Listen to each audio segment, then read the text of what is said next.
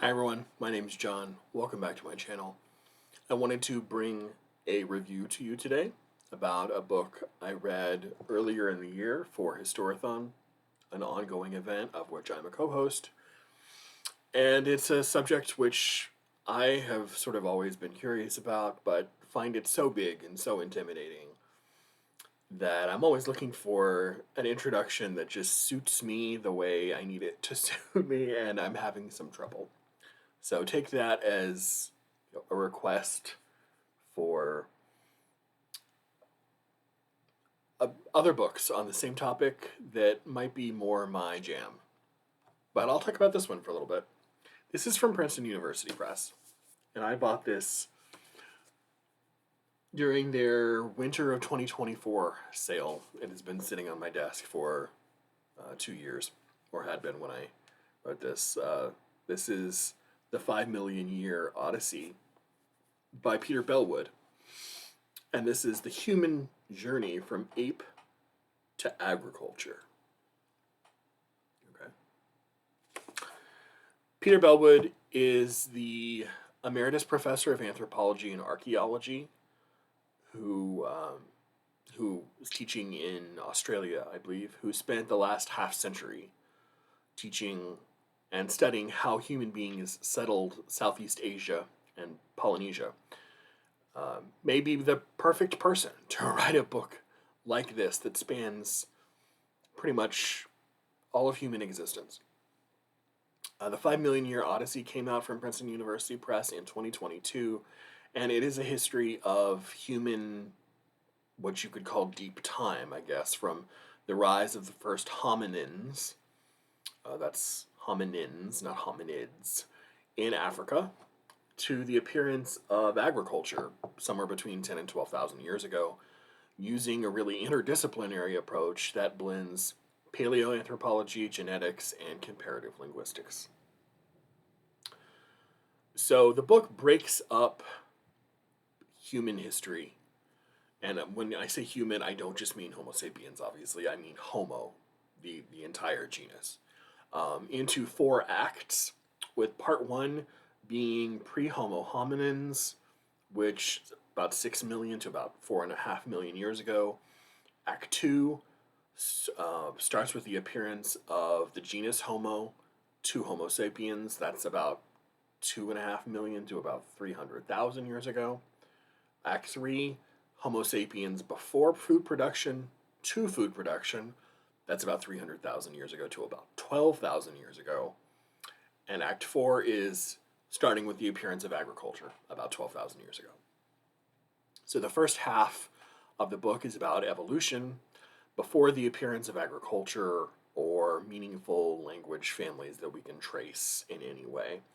He hits the usual high points that I think you would expect him to, with the appearance of bipedalism, Australopithecines, the emergence of the genus Homo 2.5 to 3 million years ago, and he argues convincingly, at least to someone as ignorant as I am, that cranial capacity, environmental adaptation, and tool use were not independent processes, but are deeply connected with one another.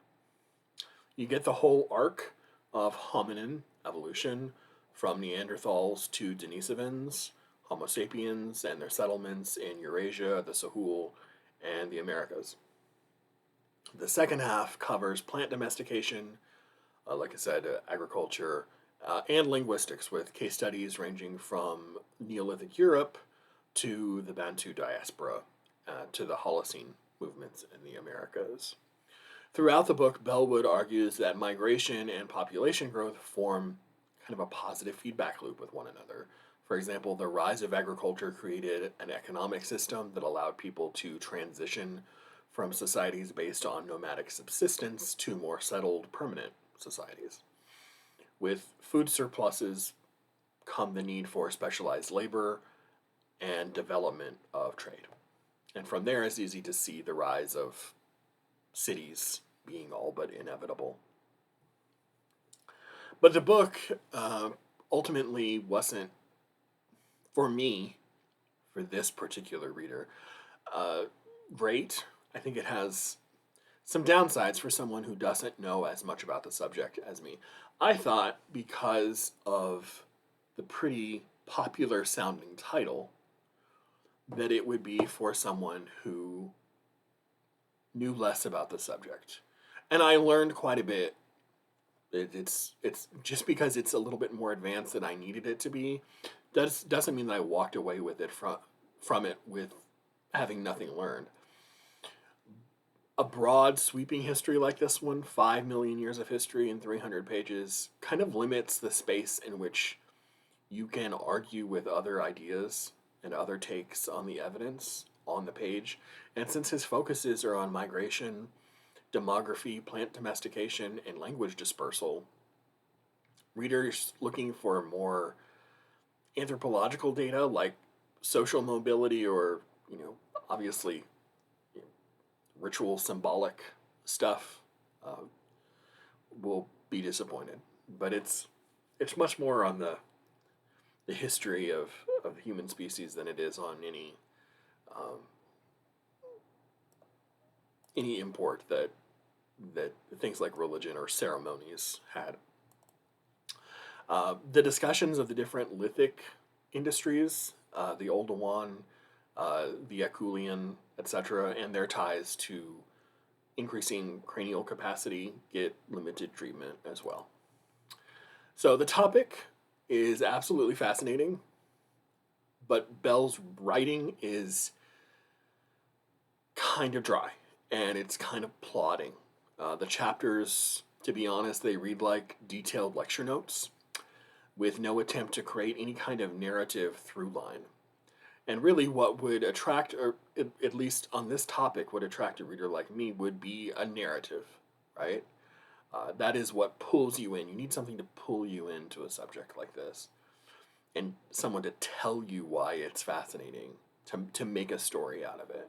This is just much more a presentation of the evidence as it is.